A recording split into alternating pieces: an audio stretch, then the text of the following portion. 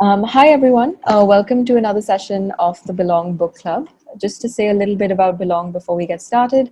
Belongg is a social venture that seeks to bring community services and experiences to people who otherwise face prejudice and bias for reasons of identity. So that could be gender, sexuality, race, caste, religion, ethnicity, disability, so on. The Belongg Book Club in particular has been bringing on authors who write on themes of identity, diversity, and inclusion so that we can keep some of these conversations going, even as we are socially distanced. And today we have with us Annie Zaidi. And I want to say a little bit about the format of the session before I introduce Annie and then hand it over to her. So today's session is going to be like, all of our other sessions, but in case you're unfamiliar, essentially, Annie is going to say a little bit about her book and read out an excerpt that she's picked out for us, after which I'll ask some questions just to get the conversation going. And all of you can send in your questions and I can weave them into our conversation as we go along. So if that sounds good, I'll now move on to introducing Annie. So Annie Zaidi is the author of Bread, Cement, Cactus, a memoir of belonging and dislocation, which we're discussing today. She's also authored Prelude to a Riot, Gulab, Love Stories number 1 to 14, and Known Turf, Bantering with Bandits and Other True Tales, as well as, and she's also the co-author of The Good Indian Girl. She's the editor of Unbound, 2000 Years of Indian Women's Writing, a series of illustrated poems. Crush was made in collaboration with artist Janelle Alves. She is the recipient of the 9 Dots Prize 2019 for Innovative Thinking and the Hindu Playwright Award 2018 for her play Untitled One. So that is the introduction. And Annie, I'll now pass it over to you so you can say a little bit about the book as well as the prize that, sort of enabled the writing of this book that began from an essay. The 9 Dots Prize is a relatively new prize that I know of. It started, I think, maybe 2 years ago. I am the second winner of the prize. I came upon it just by chance. One of my journalist friends sent me a link and said that it didn't even say anything, just sent me a link. And I am a freelance writer, was a freelance writer until recently anyway. And because of this, you're always looking for ways to make money apart from the regular pitching to journalists and places. And you enter competitions and you enter anywhere basically that will pay you something. So I entered, and the theme was one that I found I could tackle. The question, the way the 9 Dots Prize functions is that it puts a question to anyone in the world can respond. Yeah. And it is a question that is deemed to be of some relevance to contemporary society. So the question in the year that I applied was, can we still say that there's no place like home? Right. And it is pertinent for many reasons. The question, why would that question be so important to society, not just in a personal way, but in a socio-political way, is that one, partly because we've all begun to travel that much more. Yeah. We travel back and forth. It's not like my mother's generation or even like, grandfather's generation where if you moved, you moved. You didn't, and I don't just mean like you moved from one city to another. If you moved countries, it was almost certain you wouldn't come back. Or if you came back, you would come back with great difficulty and at great expense, and the rupture was very real, with your context.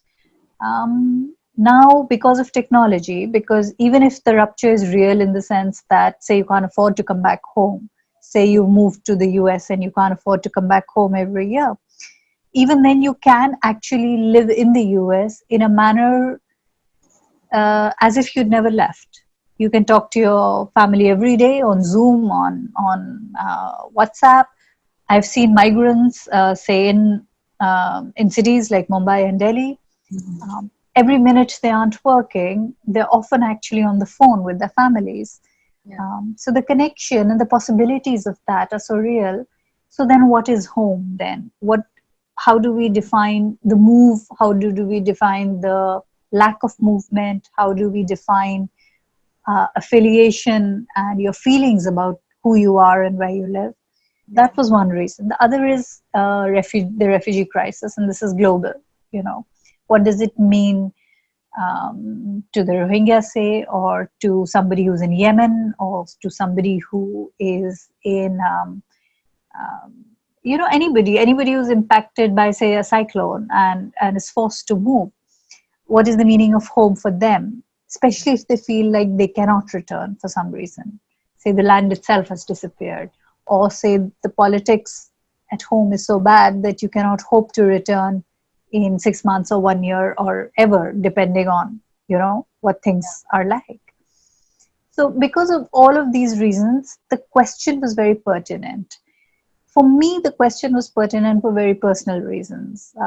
As you've read in the book, that it's basically a memoir. I chose to write a memoir rather than a socio-political book, or even though there is some journalism here, there is some research and some kind of travel involved for me in the course of research. But essentially, this is a memoir. It is using my sense of dislocation to try and understand other people's dislocation, and who feels located or dislocated at what time. Because I think time is a very big factor. Yeah. Is there an excerpt that you'd like to read out for us? I think I'll read this bit, which is about the first time I went back to my so-called village. It's not really a village, it's a kasbah. We call it our gaon, This is in eastern UP. My maternal grandfather's paternal grandfather's house. So it's an old house, and we go back many generations here. I didn't go back there until he died. It was only after he died that we started to visit more often. And initially we visited just for a day or so, and then we visited for a bit longer during Muharram. And then I visited a couple of years ago, and I decided to just get to know the place a little bit more. What is this place? So in our family and house, typically girls don't go out unless you have a very good reason to go out the village. And if you go out, then you're usually escorted by someone. Or if you're not, then, you maintain a certain parda and things like that. And you avoid public transport if you can afford it. So I decided not to do any of that. I just decided that I'm going out to explore, which was not easy. Not easy, and it wasn't... it was very, very troubling. Very troubling. I can see why anybody who can afford not to wouldn't. Even if there were no restrictions at home, it just doesn't make any sense. It is a very difficult kind of living. But anyway, so I'll just read out this passage which describes. One day, I decided to brave a bone-rattling journey to visit a library in another village. 4 modes of transport: a cycle rickshaw, an auto rickshaw, a bus, a car were needed to cover a distance of 30-odd kilometers. 16 adults, each of them in better humor than me, were packed into a modified auto rickshaw that was originally built to ferry 4 passengers. The village roads are so pitted, the only thing that prevented me from being violently jolted and tossed out of the vehicle was the fact that I was packed in so tight, mercifully between 2 other women, that movement was impossible.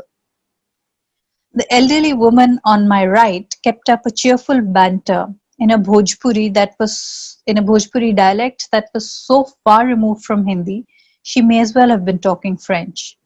Finally, she asked me where I came from. I caught the word ghar, home. I said, I'm from here actually, from Mohammadabad. The elderly woman gave me a sideways stare. From Sayyadbara? It wasn't a question. One glance and she had me pinned to my street. Sayyadbara.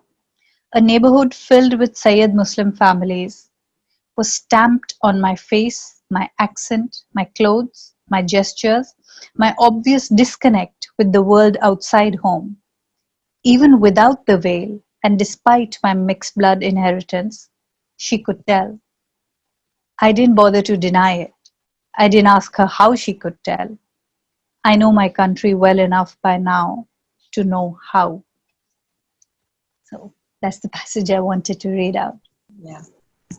Well, thanks so much for reading that out, and hopefully this can help us explore some of my first question. But before I get to that, I just want to remind our listeners: if you have any questions for Annie while we're talking, if they occur to you, feel free to share them using the Q&A box at the bottom of your screens.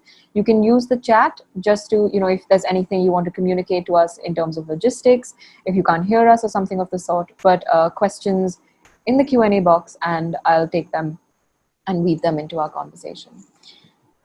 So my first question was about, the many different understandings of home that we encounter in your book.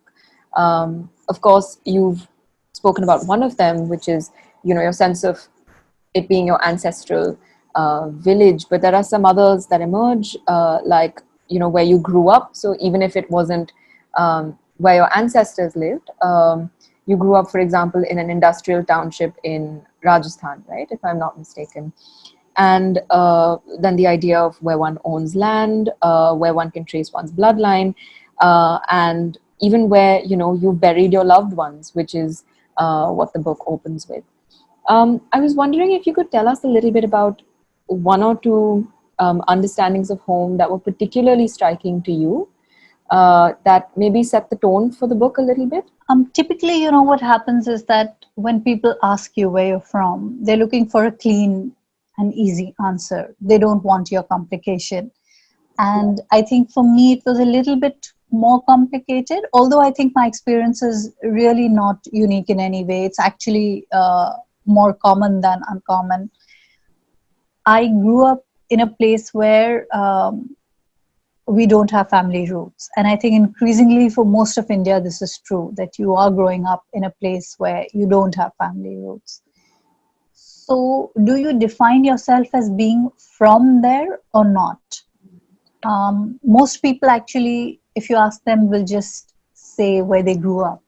For instance, if you grew up, I don't know where you grew up, but say, for example, if you grew up in Dehradun and I'm meeting you in Mumbai, and I say where you're from, you'll just say Dehradun. It doesn't matter whether you go back one generation or five. That's the default answer. Right. And I think this is true for most people because this is their personal understanding of home. This is where their parents might be living. This is where they went to school and college. So their memories are there. And it's if you haven't struggled with that place, if that place hasn't excluded you in some way, then I think that most people are just comfortable with that, that, okay, you grew up somewhere and then you move somewhere. And then after 20 years in a city like Mumbai, you might just start to say that you're from here. And that's fine too. Yeah.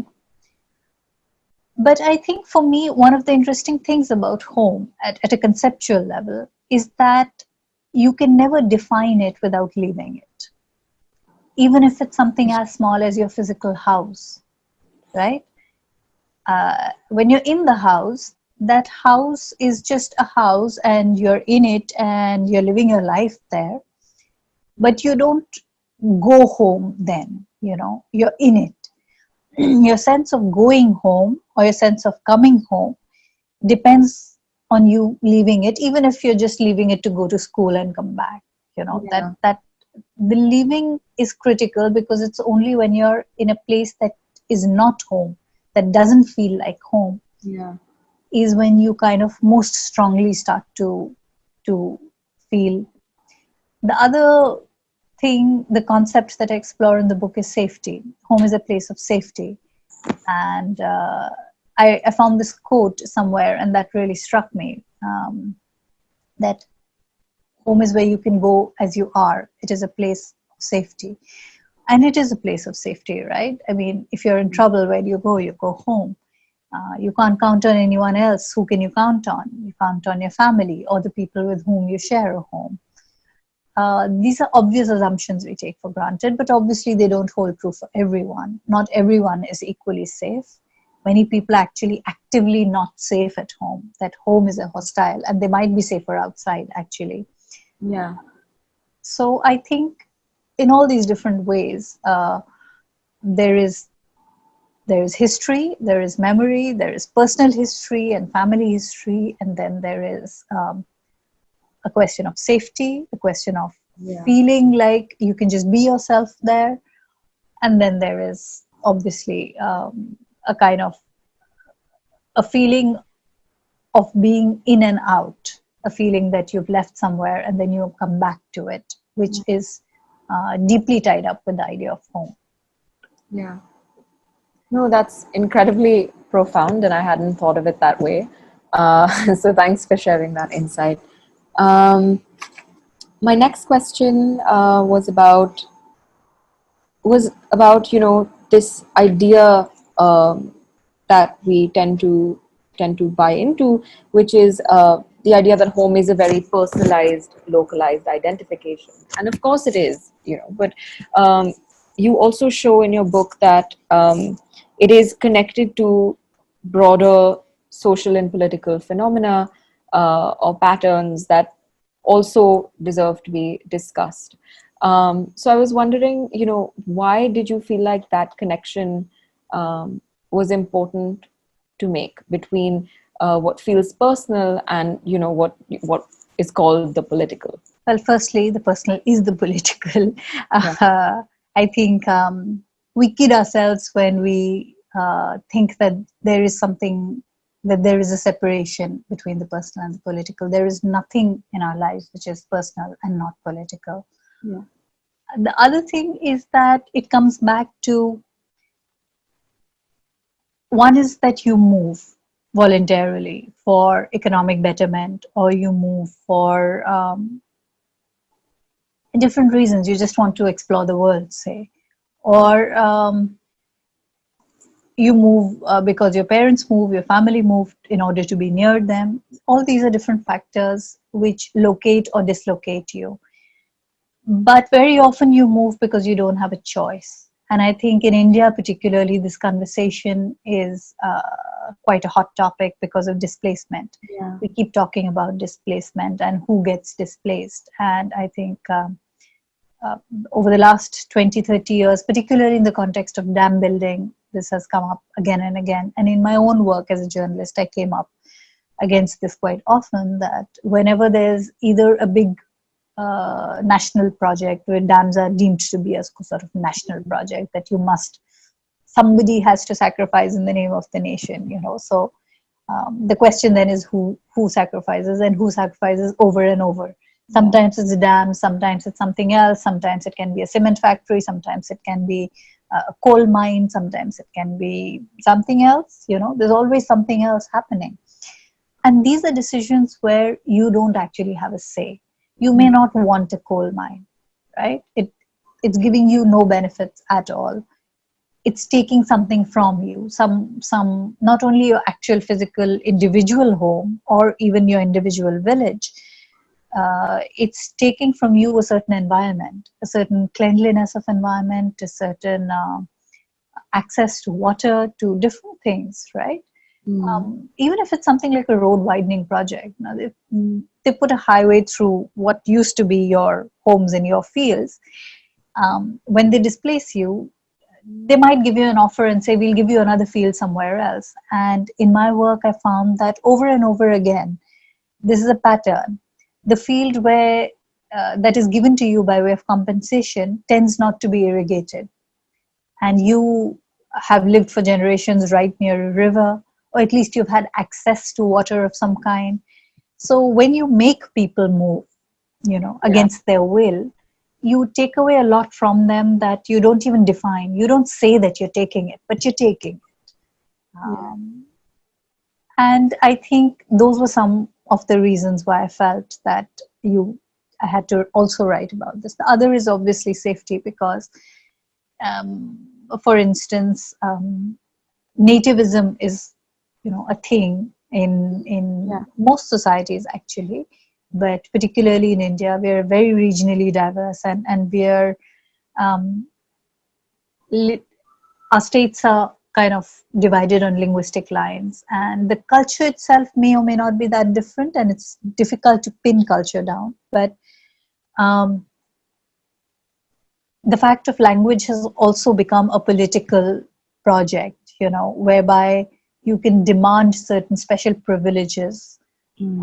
by virtue of belonging to a particular state, speaking the language. Have the concept of domicile, for instance, Mm. whether or not you're allowed to buy property, whether or not you get jobs. So, and this is very political, obviously. It's completely political decision. The fact of having state boundaries like that is a political decision. The campaign for further subdivisions based on language and culture is a political project. And the desire to retain some privileges for people you see as natives and to deny those privileges to people you see as outsiders, that Mm. is also a political project. Yeah. So for all these different reasons, you can't look at home in outside of politics.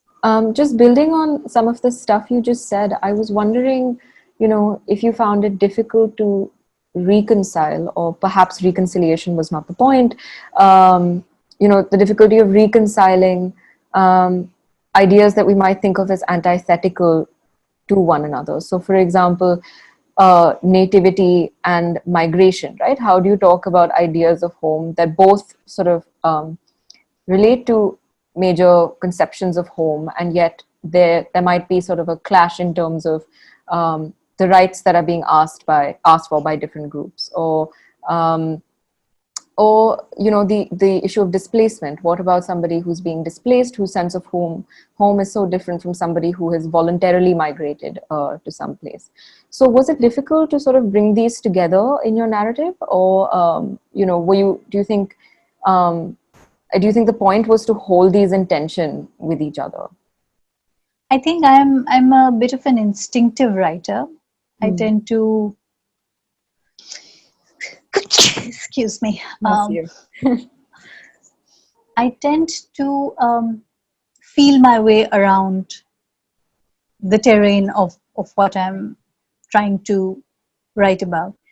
I initially thought I would write more or less a personal account, but I think even before this, every time I have tried to write about my childhood, for instance, um, it sort of started off the first few pages would be personal, and then very quickly they would become embedded and enmeshed with other stories which were around me. And I think partly this may have been um because when I think back, so much of my own life and experiences were actually fairly narrow. Yeah. Just the fact of growing up where I did and the kind of life that I lived, we weren't allowed to have a great variety of experiences. We weren't allowed to be embedded in the landscape as freely. And I don't mean that we were. It wasn't like anyone was holding a gun to our heads, but Mm. that was just the nature of as I describe in the book, that was the kind of place it was, Yeah. where the divisions between the outsider who is there for a purpose, for to make a living, and the people who belong there and had always lived there, but did not belong in that colony, so to speak, um, were very sharp and were maintained with rigor. So for me to think about my life without thinking about the fact that it was such a small life and that it was so constricted in some way, Yeah. it was almost impossible. And then also, I am a journalist by training, and I have done this for so many years, and Mm. I have been shaped by it. You know, to look back over the last 2 decades and try and make sense of anything at all in my life without Mm. also the lives and the things I have written about and the kind of experiences that I've had. So many of those formative experiences come from having done the work and done the research and being out out in the country, out in the countryside, among people who have experiences very different from mine. And so I think that there was a natural overlap there. I think if I had just been born and brought up in a city like Mumbai, for instance, or even Lucknow, if that had been my life, and I wasn't, say, a reporter going out there and doing things in non-city context, I would have written a very different kind of book, I think. Yeah. By the way, this is a bit of a side note, but when you sneezed, Kay sent in a message saying Gesundheit, which is the German word for bless you. So I guess that speaks to this idea of multiple belongings. Thank you. So moving on to my next question, and of course our audience can also send in some questions. But before I move on, Lasya has just sent in a message saying, really love how you mention the natural overlap with regard to being a journalist and understanding non-city contexts and people in general. Thank you. Are you also a journalist? Okay, great. So now just moving on to my next question. Lasya says used to be. So that explains it. Just moving on to my next question, which is about the form of the book, which, you know, we've sort of touched on a little bit, but I guess we can talk about in some more detail. So like you said, you know, it's deeply informed by your own experiences of belonging and dislocation. And to that extent, it is memoir, but it also combines elements of reportage. So I was wondering if you could, you know, say a little bit about the struggles, but as well as the possibilities of writing in that form, because I know that's a form that, you know, you use in several of your writings, and also sort of what is the process of doing research for something like that then, because it is this hybrid. So you asking me about the process of research and putting together the book? Did I get that right? Yeah, and especially given its hybrid form, which is part memoir, part reportage. Yeah, I think my way of writing often is that I blunder into things, you know, and I pick up things along the way, and then things kind of occur. And I think, again, this comes from traveling and researching, and you start to learn to look for things without actually actively hunting them down. So, for instance, the detail, which I don't know if you noticed at one point in the first section, where I mentioned Trevor's tank. So this is something which, when we were little, we used to go for picnics to Mount Abu. That was the only place we used to go to, because it was the only place that was sort of a place to go to, you know. Right. So you would be put into buses and taken for 2 hours, and then you get there and you picnic and you come back, and of course very beautiful monuments, etc. there. One of these places is a tank, and it had a notice. I don't know if that notice still exists, but at that time, at least, I seem to remember a notice which said, swimming and bathing strictly prohibited. Survivors shall be prosecuted. Yeah. And we used to think it is so funny. Me and my brother, we used to laugh about it all the time. It was just a funny idea that, you know, firstly, the idea that, okay, there is a chance you may not survive, but if you survive, then you're going to be arrested and taken to court. And it was such a funny idea at the time. And when I think back, I actually wrote a little bit about Mount Abu for another anthology many years ago, maybe 10, 15 years ago. I sent in an essay about Mount Abu. In my experience, I mean, I didn't like Mount Abu very much. It was just the most boring thing on earth to go. It was the only place we ever went. So after the first time, it just got boring and irritating. But when I was writing that essay, I mentioned this tank in that essay. And having written that essay, that detail just kind of wedged itself somewhere in my head. And then for the next 15 years, I tried to make sense of this one thing, because now it wasn't funny anymore. Now I was a journalist and I was thinking of things like, what does water mean? What does access mean? What does property mean? What does prosecution mean? What do court and judicial processes mean? So I think one of the ways in which I do the reportage, and the ways in which I collect things, is one, to just observe things, pick up on things, and to then just note them down and then try and make sense of them later. Sometimes you can't make sense of them in the moment. Sometimes it might take you a week, sometimes a month, sometimes it takes you a lifetime. And I think this book is a bit of a cobbled together collection of things that I've been trying to make sense of. The chapter on gender and feminine dislocation, for instance, it wasn't even going to be in the book. It wasn't in my proposal. Right. I had proposed a set of 5 or 6 chapters, and a marital dislocation and women and their particular sense of dislocation was not part of the plan. I wasn't even thinking about it. But when I started researching the book, I would often just, when I'm traveling somewhere, or people asking me, so what are you writing? And I would tell them, and then they would say, oh, how interesting. And if it was a woman, almost always she would pause at some point, particularly married women. And they could be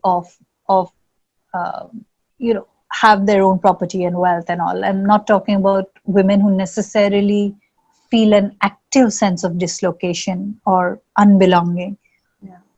But all of them would be doubly conflicted on the question of home, because for them there is a natal home and a marital home, and men don't even have to think about it. Yeah. And when I started to have these conversations, then I sat back and thought that, oh my God, that's like half the population, and for whom home is completely different. And me being a woman hadn't even thought about it. And then I started to think about it, and then it made a lot of sense to me. Then all the other things in my own life and background started to fall into place. Well, that's amazing. It's certainly quite a nomadic way of thinking. And to just speak to something you said earlier about, the impulse almost to observe and to look for these connections. Lasya had sent in a message just as you began speaking. So she says, you learn to look for trends, patterns, behaviors, how humans connect with each other, and how they depend on the land and the systems around them. And it's so automatic to keep noticing these bonds constantly. Mm-hmm. So she's speaking from her experience as a journalist, as a travel and political journalist. And I see we've got a couple of questions from the audience. So maybe I'll take them before I move on to my own. So Neerat has sent in 2 questions. The first question, and you can, in case you're able to use the Q&A box to follow the question, or else, I'm going to be reading it out anyway. He says, the idea and definition of home is also tightly linked with the idea of familiars around the home. So neighbors, things worth caring about in the environment. Do you think that the whole upwardly mobile middle class project, which dislocates people voluntarily in the pursuit of wealth, also as an unintended consequence reduces the importance that everyone, including the government, gives on preserving home for those who get displaced? So is there a connection between the middle class pursuit of wealth, which involves migration in a lot of cases, and people's sort of disregard for preserving home for those who are displaced? Yeah, I think wealth is a tricky thing. If you look at now, especially what's happening with the pandemic, and that has, if the pandemic had happened while I was writing the book, it would have been again a very different book, because with migration and things,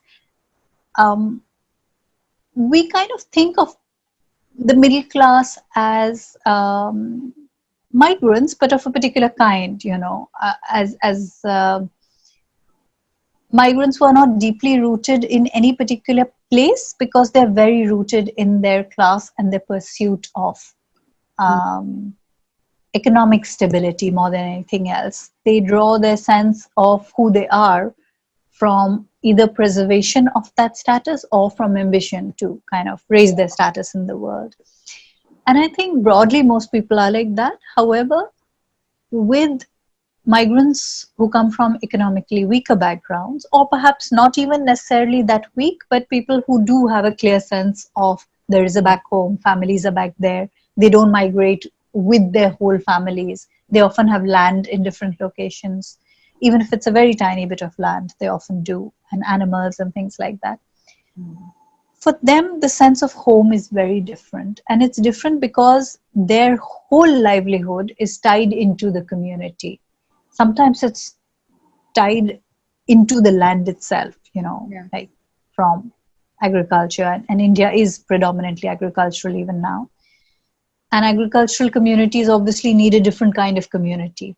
You can't be a farmer, and we are not that kind of economy where, you have 1,000 hectares and you are sitting in your tractor and people come and help you like maybe for 3 days of the year and then disappear. It doesn't work like that. And where it works like that, even there, it doesn't quite work like that. Even in, I think, the global West, the rural communities, the agricultural communities are quite different from the urban communities. They do have a stronger sense um, of wanting a community where they are, not just feeling like they're part of the community, but wanting it and needing it. Yeah. And I think that sense of community, the middle and particularly the upper middle class, that you just check out of it completely because you identify so strongly with your job. And when you migrate with your nuclear family only, not with your extended clan. And if you do this enough times, if you keep moving just, with either just by yourself or with just your wife and children or with at most your parents, if you've moved like that many times in pursuit of a better living, etc., at some point you will also start to disregard the need for community until something horrible happens and you realize that you can't manage life on your own. But otherwise, the city provides the infrastructure and your job provides the wealth and resources you need, and your sense of community then becomes just your family, and you look out for that family. And I think that there is a very clear divide, and I'm not necessarily qualified to comment upon whether it's a good divide or a bad divide, or whether we should all be kind of tied to our local communities and networks. Because in a country like India, this is much more complex, because we do have the caste factor to consider in rural and semi-urban contexts. Community also often means constraints of these kinds. And it also means that you do not have a fair chance, one, against other communities, and sometimes to develop an individual politics and an individuality, just in your personal culture within your context. It may not be allowed, or there may be repercussions. So it's kind of a little bit complex, I feel. Like I would hesitate before, in a kind of sweeping way, privileging community above individuals, especially in highly discriminatory and hierarchical societies like ours. Right. Before I read out the next question that Neeraj sent across, I want to actually read out a comment by Charulata, who says, I'm so touched by this reference to natal and marital home. It's a struggle for all women, how easily we adapt to two sets of everything and miss one when in the other. Marriage is the largest forced displacement from the perspective of women, thanks to patriarchal structures, has been at least for my generation. Perhaps it is changing now. I'm now compelled to read your book. Thank you for writing it. Thank you. Please do read it. Yeah, so this is from Charulata. The second question that Neeraj had sent across is about how social media presents us with these glitzy and glamorous ideas of places far away, and what do you think that plays a role in reducing the value that people place on their proximate environments, and how much they then value their more immediate understanding of home. Can I just, will you come again? I haven't learned to read the questions on the screen. That's I'm totally sorry. fine. No, that's totally fine. I can definitely repeat myself. So this question is about, how social media presents us with glitzy, glamorous images of places far away. And whether you think that plays any role in reducing the value that people place on their proximate environments and how much they value their immediate sense of home. Yes. Okay, so I think some of this will depend on your social media feed. My social media feed is not full of glitzy other environments. Sometimes it is, to be honest. Yes, I see pictures of all over the world, and particularly pretty places in India, and then you kick yourself for not being there. I think for people who live in urban surroundings, particularly like intensely urban cities like there's Mumbai, Delhi, these are the two cities I know quite well, but I do know have visited other metros. And I think that even if we wanted access to those like really beautiful, I don't know if I'd use the word glitzy, but beauty and symmetry and, just like vast open spaces are very attractive. Why would you not want them? When you do get access to them, you love being there, and then you're the person clicking the pictures and making other people jealous. So I think that our cities don't afford us that. And this is very particular to India, I think, for two reasons. One is that by and large, our cities are somewhat unplanned. So there's a lot of hodgepodge and higgledy-piggledy kind of environments. And so some people actually believe that this is not a bad thing because it's organic and it responds to the needs of the people. But it does, symmetry and aesthetic appeal often does take a hit because you look around and all you see are walls. Like I remember when I first moved to Delhi, for instance, I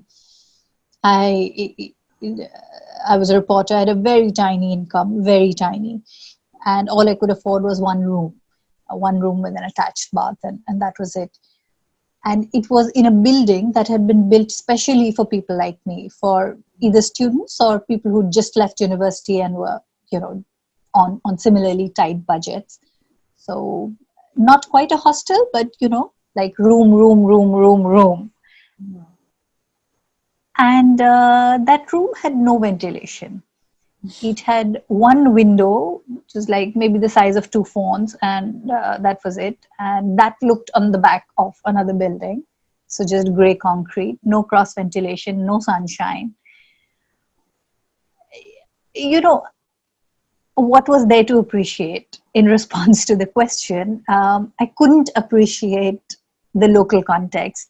When I stepped out of that, sure, there was ventilation, but I was in a sort of quasi-urban village where, again, a lot of what in Hindi we call much, like everywhere you turn, there's either some kind of dirt or a badly constructed building with no ventilation and no clear contours.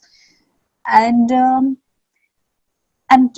lack of transport, and then the hassle of struggling to get into very crowded situations. And if that is your experience in life, then obviously you're going to look at, a picture from, say, Kodaikanal, and you're going to just want to appreciate that, and you will have a certain amount of envy.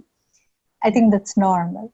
But I also think that for people who have access to very beautiful surroundings where they are, like if you have a vast expanse of, lawn, and if you have a swimming pool in your house, I don't know how much envy you feel or don't feel. And perhaps if you do feel it, then that's a very different sentiment. Then it's a kind of just, I think I'm sure there's a complicated German word for it, where that feeling to be elsewhere, where you are not, regardless of whether it's a nicer place or not a nicer place, or more beautiful or less beautiful. Sometimes what you seek is not a homely home, but the opposite. You just you long for the non-familiar. So I think it might be a combination of these two things: a longing for that which is not familiar, and a desire to get away from not very pleasing surroundings. Yeah. Something else I just wanted to mention, because it relates to, you know, what you were saying about really being boxed in, where you felt like there weren't really environments that you could appreciate.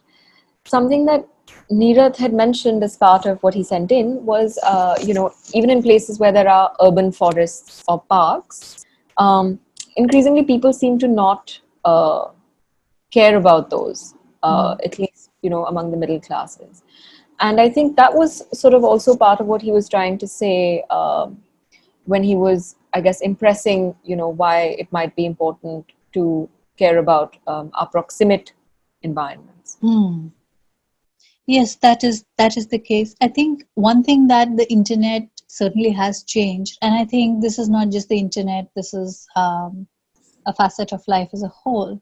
Like all the time I was in Delhi, I was constantly amazed at how many of my contemporaries, friends, elders, you know, people who could afford it basically, um, would go to gyms because I went from Mumbai to Delhi and was constantly amazed at so much open space. Now, people who live in Delhi may not think of it as open space, but coming from Mumbai, it felt like such a great luxury to have a little neighborhood park and then to be able to walk a little further, and then there's an even bigger park and then massive parks like Lodi Gardens and whatever.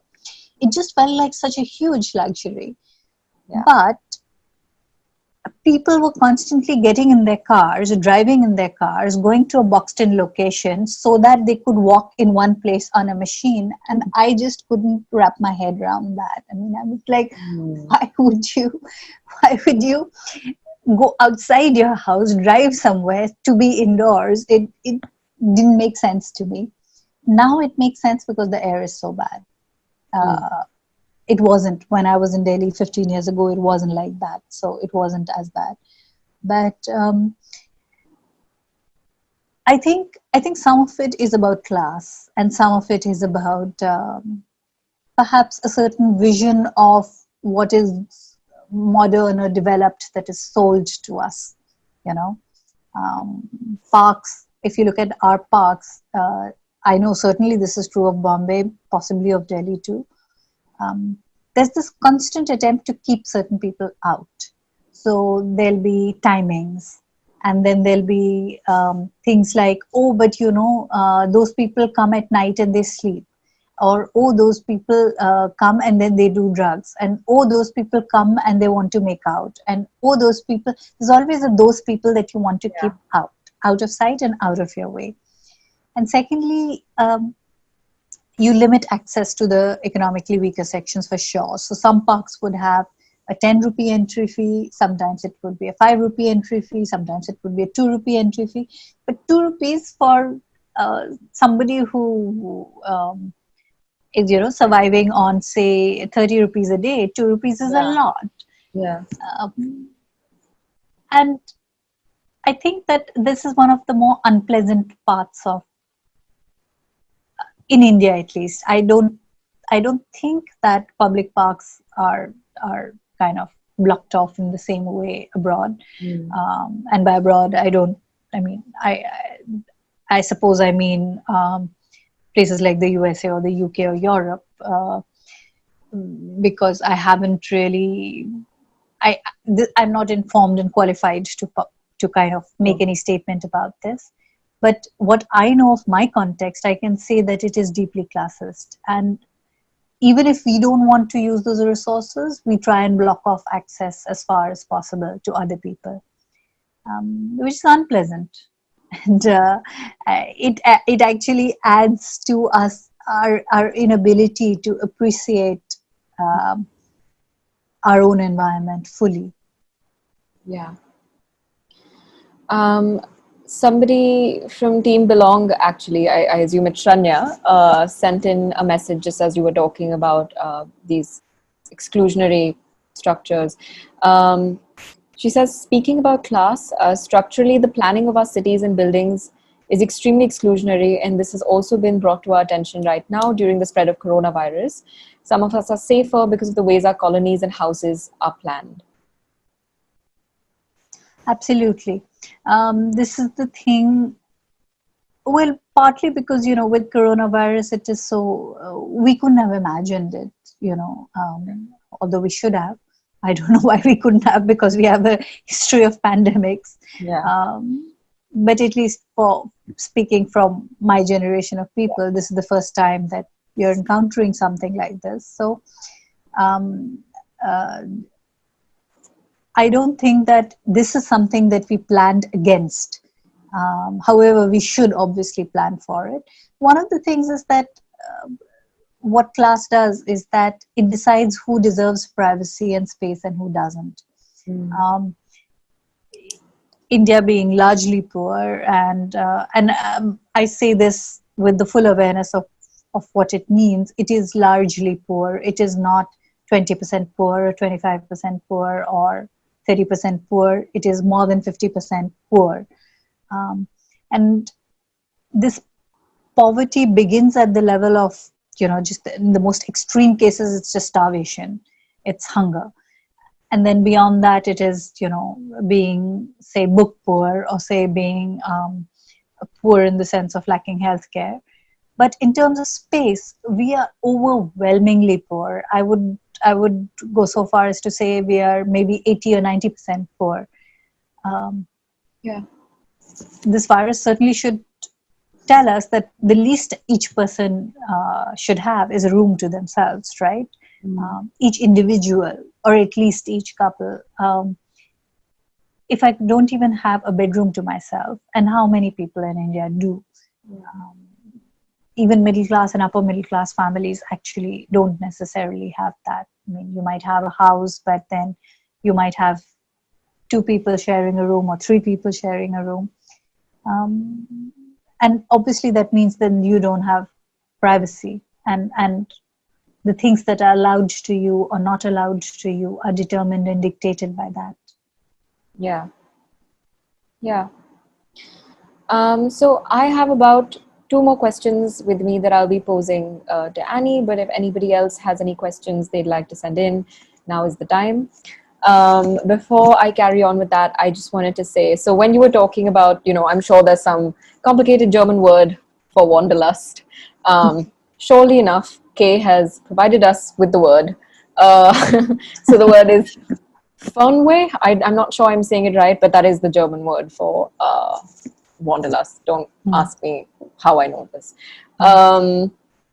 So this next question is from Sam, and you can see if this is something you'd like to respond to, because it's a much more recent occurrence. But so Sam sent in a message saying, the theme of Annie's book is belonging and dislocation. Applying that to the current political context and just today's headline in CNN World is, why are India and China fighting over an inhospitable strip of the Himalayas? It's freezing cold. People suffer altitude sickness. Is described as no man's land where nothing grows and no one lives. Maybe she could answer that question. It is a big question. So do you have any thoughts on that?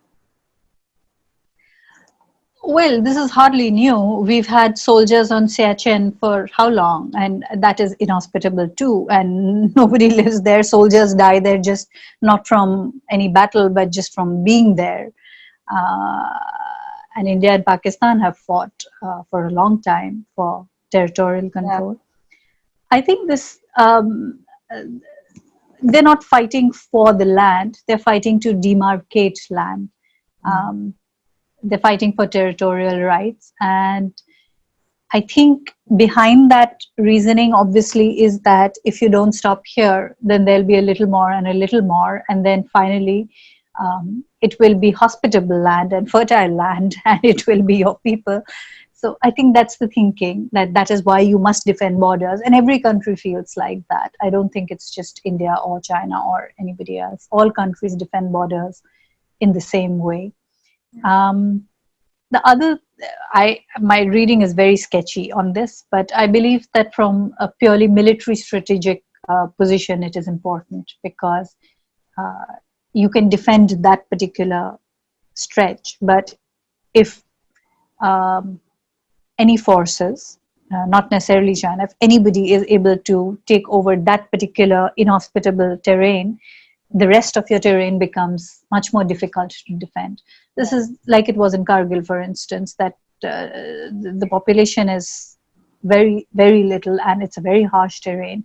But fighting on the peaks, etc., it was important because if you didn't defend the peaks, then you couldn't defend anything else either. Then, and we've had an experience where people in 1948, actually, where when people had come from across the border, and they had come all the way into Kashmir, in the Kashmiri Valley, not just in the inhospitable parts of it. Yeah. So I guess this is really a question of territorial integrity. That's what the fight is about. Yeah. We've gotten a thumbs up from Sam on that answer. So great. And Lasya says, an interesting book to read about this is Prisoners of Geography by Tim Marshall, which explains how geography determines geopolitics and explains such fights.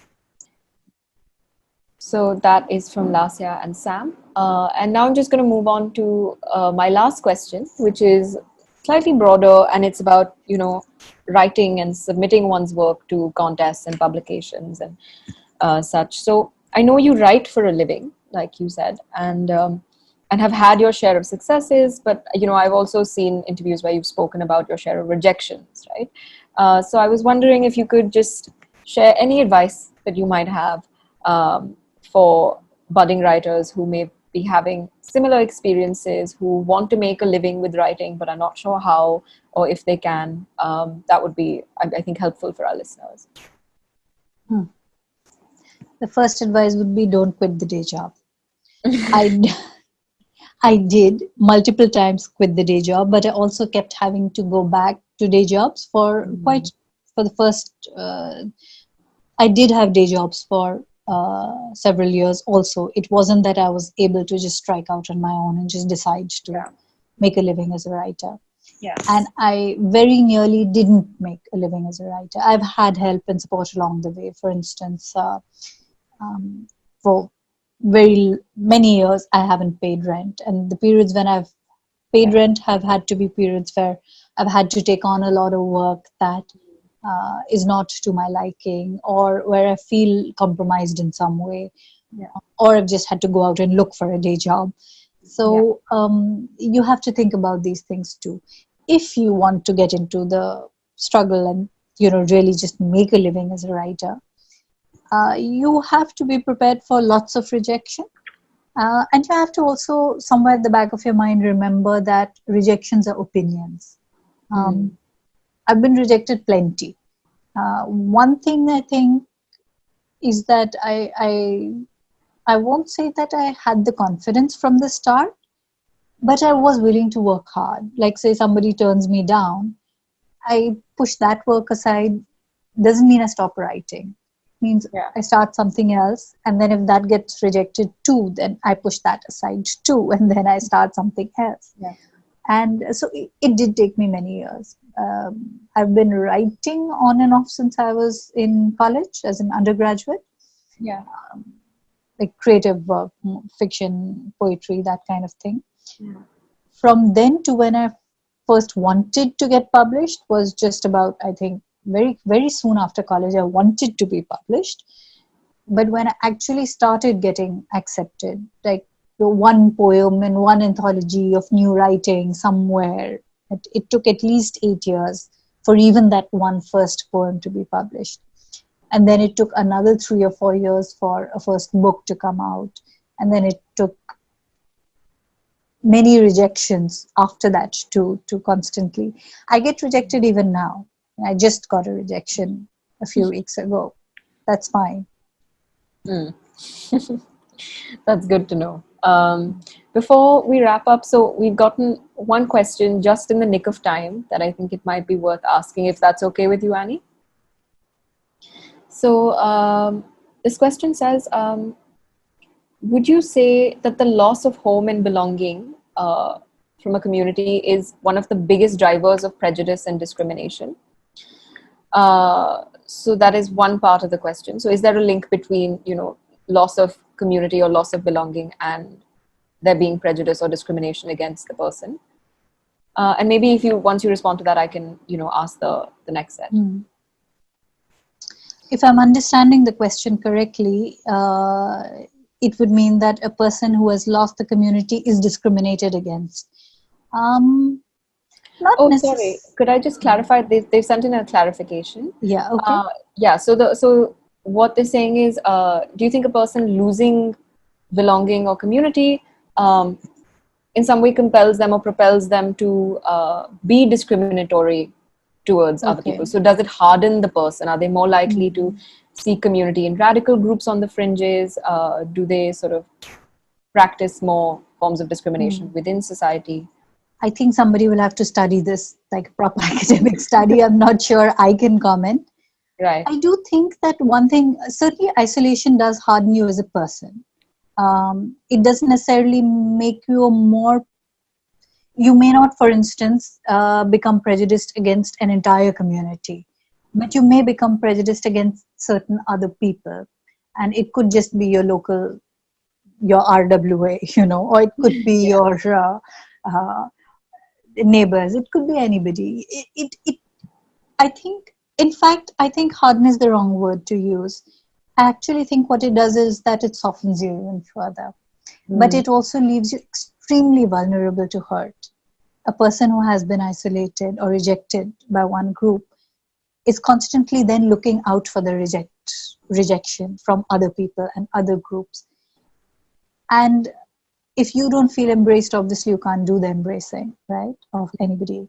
So I think in a way it doesn't harden you necessarily. It maybe embitters you a little bit, and it makes you very suspicious of other people. And this suspicion is not necessarily the way we understand it in the context of home, of immigrants or, the outsider, so to speak. Yeah. But because you feel like an outsider, you are often feel the need to be defensive. And that quality you might share with people who are, nativists or rejecting outsiders. Right. Yeah. So I think that's all we have time for today. Shanya had sent in one last, note of thanks where she says, thank you for sharing so openly and giving some very useful advice. And I also want to thank you for taking out the time to do this. Do you have any parting thoughts? I thank you for asking me. This has been a delightful conversation, and I hope I've said sensible things. Yeah, I definitely think so. And we look forward to seeing you again at the Belongg Online Literature Festival, which, you've agreed to participate in, and we're very thrilled to have you there. And thank you everyone for joining us today. This recording will be up sometime soon. So if you'd like to go back to this conversation, you can then. And we have another conversation that we're doing on Friday evening with Amita Baviskar on Uncivil City, ecology, equity, and the commons in Delhi. So thank you, everyone. Thank you, Annie, and see you soon. Thank you. Bye. Bye.